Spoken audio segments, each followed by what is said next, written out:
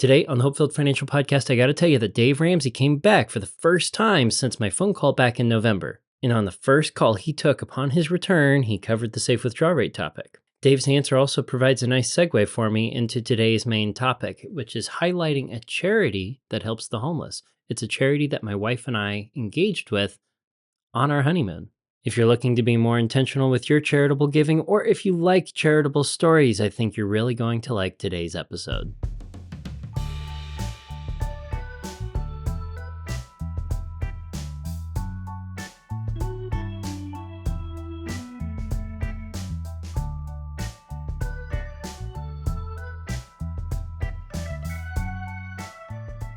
Good morning and welcome to the HopeFilled Financial Podcast. My name is Jay Disberger, your one and only HopeFilled Financial Coach, and I'm happy that you're here with us today. Before we get started, this episode's released the day after Christmas if all goes according to plan, so Merry Christmas. I hope that you had a happy one. And this is also the last episode of the HopeFilled Financial Podcast this year. And to get things started, I want to give you an update on what happened with Dave Ramsey. If you're not familiar with the back and forth that's been going on, in September I made a video trying to explain that Dave Ramsey is wrong on safe withdrawal rates. If you want to understand my argument, I recommend you go see that. On the 2nd of November this year, I called Dave Ramsey, tried to ask him about the safe withdrawal rate stuff with a personal question in a context that I thought would be productive. Instead, Dave went on a rant that went viral on Twitter, and after that, he disappeared. He wasn't on the show for 5 straight weeks. Supposedly, he was on vacation in Egypt. After Dave got back from vacation, this was the very first call that he got on the Ramsey Show. I'd like to retire next year at 55. I feel like I have enough savings to retire comfortably, maybe possibly do a side gig, and she doesn't feel like we do. So just asking for some advice. Well, retirement's not a feeling, so that's at least some consolation to you. We can look at some facts and data to go, all right, do you have the finances to retire? Is your nest egg big enough? How much is your nest egg? Before we get the answer on how big that nest egg is, I like George's response. Retirement is not a feeling. It's not an emotional opinion. It can be figured out using mathematics and facts. Around $2.5 million. So she needs more than a couple $100,000 a year to live on? Apparently so. What's your current expenses? Right now we're probably about $8,000 a month. Okay, so you need $100,000 a year to live, and Correct. $2.5 million invested in good mutual funds. If it made 10%, would be $250,000, right? Correct. Now you probably don't have access to all of that at 54, do you? I'm going to stop it there again and say Dave didn't mention a safe withdrawal rate, but he implied that if the mutual fund makes 10%, then maybe you can pull out 10%. And from this point alone, you can probably tell that we failed to change Dave Ramsey's mind. Yeah, there's a couple things. Mathematically, the answer is you're just fine, and I just outlined why. Yep. As soon as you get access to $2.5 million, if it's invested well, if you pull off 8 or 10% of that a year, regardless of whether she's working, you easily are going to make more than it takes to cover your expenses, right? Correct. I don't even know exactly the best way to describe my feelings. When I saw Dave was going to be on the show, I got excited because I was hoping that if a retirement question came up, even if he didn't address the elephant in the room that's sitting there between George and Dave, that maybe he would just change his advice and update it so it wouldn't be so risky. When I reacted to the original call that I made at the beginning of November, I spliced in a little clip from The Incredibles 2 where Dash is asking his dad, Mr. Incredible, for help with his math homework. Mr. Incredible gets frustrated saying, why would they change math? Math is math. And Dash is trying to backtrack a little bit and go, it's okay, I'll wait for mom to come home. That's kind of the way that I felt when I was going to Dave initially. It was kind of like the little kid who's looking up to their mentor, almost like a father figure. Hey, this doesn't make sense. And he got mad. Well, looking at what's going on here, I think the best way I can explain my emotions are I'm not mad. I'm not upset. I'm just disappointed. I'm genuinely, sincerely disappointed. It's a math thing, like George said. It's not a feeling. But I think there's a lot more going on here than this. Well, we're completely debt free. We have no credit card. No, debt. I mean, she doesn't want you sitting at home on your butt at 54 years old. Is what No, it is. no, it's not the. It's just going to be a career change for me. I'm very handy. Okay, and, side hustle is different. Yep. You know, I want to retire and do a side hustle. it's not a side hustle. It's a business. Retire and open a business. Oh, yeah. Okay. Well, we'll call it a business. Yeah, let's start a small business idea that makes more than you used to make in corporate. Yep. And then none of this is an issue. So I just can't recommend. I'm 63, and I can't recommend you do nothing. Now, I find it really interesting that Dave says to this guy that if he has access to the money, he has more than enough to retire right now. And if he wanted to, his wife's income is more than enough to meet their expenses. So he doesn't have to work. But then he's continuing to encourage him to continue working, be it at his job or starting a business. Not doing something that might be a slower pace than the individual's corporate job, but doing something that isn't a side hustle or a hobby, but a full-blown business. Jumping ahead in the video, the caller makes a statement saying that he wants to be more involved possibly with civic improvement or charity. It's not worked out for most of my friends. They die. No, I'm not going to do anything. Trust me. We have a younger son that I actually want to spend the summers with. So the business would give me the flexibility to schedule work based on his school schedule. So if he was home in the summers, I could spend more time with him. So this is kind of a work-life balance thing for me. Yeah. You have the money to do whatever you want. I'm now moving from financial to life. Do something, okay? Babysitting your kid in the summers, going from with the net worth you have, is your only goal, and calling that life balance and making it sound cool it's going to wear pretty thin quick, dude. You're going to want to go do something with your life, and you're too young to do nothing. You're too valuable in the marketplace, so go do something with your life. That's just guy to guy right there. That has nothing to do with the math. The math is you're just fine. And I kind of think in this argument with your wife, she's a little bit worried about that. I don't think so, because I'm pretty involved in all kinds of activities and civics. And that's not the same thing. So, well, I have a lot of activities to keep me busy. That's sure. Not the same thing. I'm talking about So being of marketplace value, not simply serving the JCs. Mm-hmm. Okay. And so you can do whatever you want to do. I'm not belittling you for that. I'm just trying to listen to what's going on here, because there's nothing in this math that says you can't quit cold today. Okay, we're going to cut it there. It's really fascinating to me that this individual who's calling says that he's involved with civic stuff and lots of activities. He's got plenty to keep him busy, and he wants to spend more time with his son. He wants to spend more time focusing on family. He doesn't need to work anymore to have money in his world. Now, he and his wife might disagree whether or not he should retire, and we don't get a clear answer on that. But there's nothing wrong with, even if you have a great deal of talent and value for the marketplace with a particular career, there is nothing wrong leaving that career if you don't have to work for money to pursue something that matters a lot more to you, something that is on your heart. I'm going to give you a bonus story now, and that's going to be about Benjamin Franklin. Ben Franklin was a very successful businessman. A couple of his things that he did is he started a franchise when it came to print shops, newspapers, and the like. He also invented the lightning rod. And after inventing the lightning rod, he invented fire insurance. Now, if you know anything about Ben Franklin and his history, you know that he wasn't known in the history books explicitly, exclusively, as a businessman. Ben is known for his work in science. He's known for his work in politics, especially as a diplomat overseas. He's known for his work with charities and civic improvement.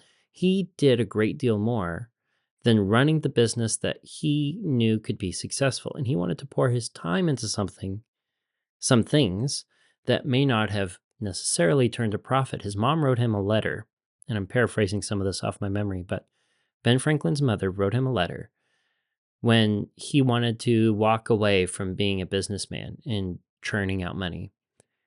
And she was upset that God gave him a gift, and he was throwing that gift of being able to make money and make money well. He was throwing it away in order to go do politics or fiddle with science stuff or help with charity things. She was genuinely upset and had a fair argument that she was making. Even though it's Ben's life and his mom really shouldn't at this point have a vote as to what he does with his life. That's not to say that she can't express concern, but she doesn't get a vote. And Ben's response is brilliant. He says, I'd rather have people in the future say I lived a useful life than I died rich. And I can say we look at history, Ben Franklin's contributions to what the world is today cannot be ignored. The world would be completely different if he were absent from history and if he continued to be a businessman versus all the other things he did that changed the world. Going back to Dave, Dave says it's not the same if you want to get involved with something that is a passion project or a charity or civic improvement if you have value in the marketplace. I disagree. I disagree there. I'm not going to raise as much of a stink about it as I did with the safe withdrawal rates, but all this to say, dedicating your time to charity work can be a beautiful calling. Dedicating your time to a nonprofit that you're passionate about, that stands for a cause, that weighs on your heart, is beautiful. And that's going to roll right into today's main topic.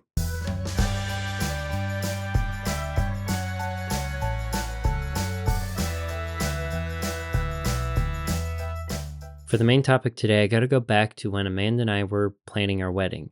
We were going through the wedding reception and trying to figure out what traditions we wanted to keep in the wedding reception and which ones we didn't want to keep. For example, I didn't do a garter toss. She didn't do a bouquet toss because the origins of those traditions were not ones that we wanted to per se perpetuate as a result, even though they've deviated from the initial purposes. One tradition we went back and forth about was the dollar dance, collecting money for $1 for a guest to dance with either me or her for a few seconds of a song, and then another guest comes in. The best man and the maid of honor would be standing there basically with like vases or coffee jars for people to drop their dollar in. They come up, they dance, they say hi, you get some exclusive time with your friends and family who are there to see you and celebrate your big day. But we didn't feel like we needed the money from a dollar dance. We decided that it was something that would be fun to do. We might want to integrate that into the reception, but we didn't need the money. So how about we dedicate our dollar dance to charity? We were, as a result of getting married, Amanda lived in Kansas, I lived in Utah. She was going to move out to Utah with me, and we were going to use the honeymoon as sort of a transition, moving the last of her stuff and her out from Kansas to Utah. We had everything already packed up and ready to go. We figured we'd be driving through Denver, and there was a charity that Amanda knew about. It's called Christ in the City. They focus on serving the homeless. And that's something that has definitely been a topic for Amanda and I to talk about quite a bit. It's heartbreaking to see homeless people who are struggling, who are cold in the winter, who are on the side of the road begging for food, begging for money. And while our heart might ache for them, we don't know the best way to help them always. We don't know if we give them some assistance, we give them some money, we don't know if they're going to spend that in a way that would be productive for them, or spend it on a vice that is perpetuating a self-destructive behavior in their homelessness and the situation they're in. But this charity, Christ in the City, they specialized in having people go out and build relationships with the homeless so that they can feel like they're not invisible as people walk past them every day, that someone wants to be their friend, genuinely. And those friends, the volunteers who work for Christ in the City, get to reach out to those people in a very human place and help them find the tools, find the resources, find the path to walk out of the homelessness. Well, we thought that was very cool, and we figured if we collected some cash from the dollar dance, dedicated our dollar dance to Christ in the City, we could stop by on what would it be, the first or second day of our honeymoon, and deliver our donation to them in person. We thought that would be really cool. And we took that one step further. We also decided that we would donate some of our time that day to actually help the missionaries, to help the volunteers who were there for Christ in the City that day, go out and talk to the homeless people. And they don't call them the homeless people. They say our friends on the street. So we were going to go out and talk to the missionaries' friends on the street, if you will. And we had an outstanding conversation with one gentleman. I remember Amanda and I walked up to him. He was wearing an orange Broncos baseball cap. We're in Denver, so I complimented him on the hat, and he was kind of standoffish. I'm not going to use his name for his privacy, but he had his arms crossed. He really didn't want to talk. We asked him a couple questions, and he started sharing his story. He had an amazing story. He used to be a wildly successful businessman before he wound up on the streets due to horrible and unpredictable circumstances. And at first, he wasn't letting on that he had a lot of hope. He was having a bad day. By the end of our conversation, he started sharing his plan on how he was going to break his problem of homelessness, how he was looking to get some housing, how people through Christ in the City were genuinely helping him to get out of the horrible place where he was. And he didn't like being homeless. He didn't choose to be homeless, and he was choosing to get out. And because we talked to him, because we had a conversation, he said that his day went from being a bad day to being a very good day. He walked away with a smile. He was looking up when he went on to get in line for food. There was a part of the thing the group was doing that day was handing out food. And I can't tell you how much that experience stuck with Amanda and I. It was a wonderful way for us to give some treasure that we collected at our wedding reception, as well as our time and our talents for listening and building relationships with this one gentleman who had fallen on the hardest of times. And one thing that's amazing is Christ in the City now is not only located in Denver, but I think they're located in Philadelphia as well. What I have here, if you can see the video, is the Christ in the City website. And you can see that they've got a Mother Teresa quote. Many people talk about the homeless, but few people talk to them. I think their approach, having seen it firsthand, is a beautiful way to reach people in need. I think it's outstanding. And we have some stats here. They have 47 active missionaries, and they have 38,236 plus hours of ministering to the homeless on the streets. They've helped over 2,500 unique homeless individual encounters, and they have 750 plus trained volunteers. As a part of our donated time, Amanda and I went through the training to be trained volunteers, and we learned in that training why it's really important to know the best way to help our friends on the street, to help them in a way that's going to be productive, and to help them in a way that's going to result in genuine change, tangible change, and human change. In the description of today's show, I'm not only going to link the Dave Ramsey call that we covered in the story at the start of the episode, but also the Christ in the City website. And if you're looking to give some charitable dollars here at the end of the year and looking for the tax benefit, they take donations on their website. They've got a little support CIC with a heart button in the corner of their website. And I think they're a charity definitely worth giving to. I'm going to try to make it a habit. I'm going to try to make it a recurring thing, at least once a year on the HopeFilled Financial Podcast, to highlight a charity that I think is out there doing some really good work so that we can diversify our intentionality when it comes to charitable giving. And even if we don't give to the charity, we can share their story, their mission. We can share what it is that they stand for with others who might be able to give and support them with time, talent, or treasure. Now, one more thing before we go. 2 weeks ago on the show, I talked about how to get out of debt in December. As a part of that, I mentioned that when we're giving, we give time, talent, and treasure. And I had an example of how you could make a homemade gift in order to reduce cost. It was the little wooden card boxes I'm making for Amanda's grandparents. The week after, I didn't have an update. I said that if they were done, well, I was going to share them with you. After I finish recording here, I'm going to change into something that's a little bit more stain friendly, and I'm going to finish staining the boxes. But since we're going to be editing this for a couple days after, this is what the finished product looks like. I'm really excited to give these boxes to Amanda's grandparents as not only something that we were able to put time and talent into, but not a lot of money. And I'm hoping that they are taken as gifts that are a lot more meaningful and a lot more treasured than anything that we could have simply picked up in a department store.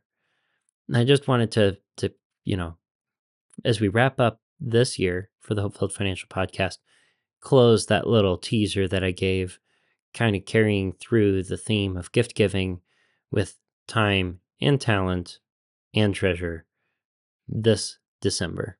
With that, I'm not going to see you for the rest of the year. Next year starts a whole new season of the HopeFilled Financial Podcast.